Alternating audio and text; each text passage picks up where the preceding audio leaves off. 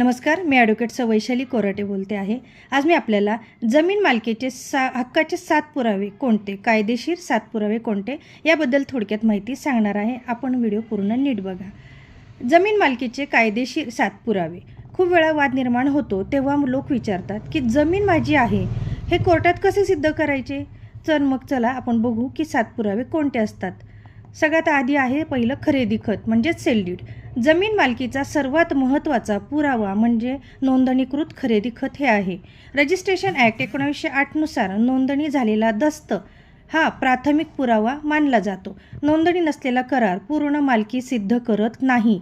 दुसरा आहे 7/12 उतारा। महाराष्ट्रात जमीन मालकी दाखवणारा प्रमुख महसुली दस्तऐवज म्हणजे 7/12 उतारा। यात मालकाचे नाव असतं, गट क्रमांक असतो, क्षेत्रफळ असतं, नमूद केलेलं असतं हे सगळं त्याच्यामध्ये। पण लक्षात ठेवा 7/12 हा मालकीचा अंतिम पुरावा नाही। तिसरा आहे फेरफार नोंद।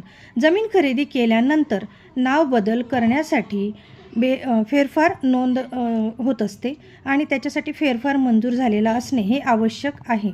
मालमत्ता कर पावती। ग्रामपंचायत किंवा नगरपालिकेची कर पावती ही तुमच्या ताब्यात आणि वापराचा पुरावा ठरते।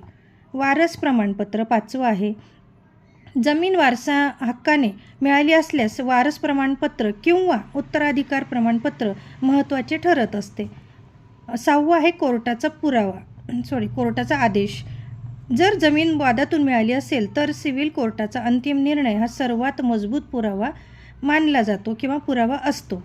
7वं आहे ताब्याचा पुरावा। वीज बिल, पाणी बिल, शेतकऱ्याची पिकाची नोंद त्याच्यामध्ये असते, नंतर पीक विमा इत्यादी हे प्रत्यक्ष ताबा सिद्ध करण्यासाठी उपयोगी पडतात।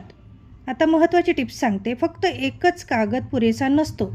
कोर्टात दस्त प्लस महसूल नोंद प्लस ताबा या सर्व गोष्टी एकत्रित पाहिल्या जातात। आणि जमीन खरेदी करताना किंवा वाद असल्यास कागदपत्राची पूर्ण तपासणी करा आणि कायदेशीर सल्ला वकिलांचा नक्की घ्या।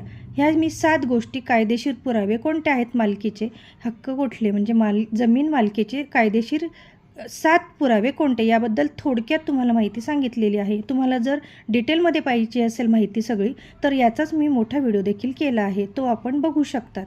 धन्यवाद।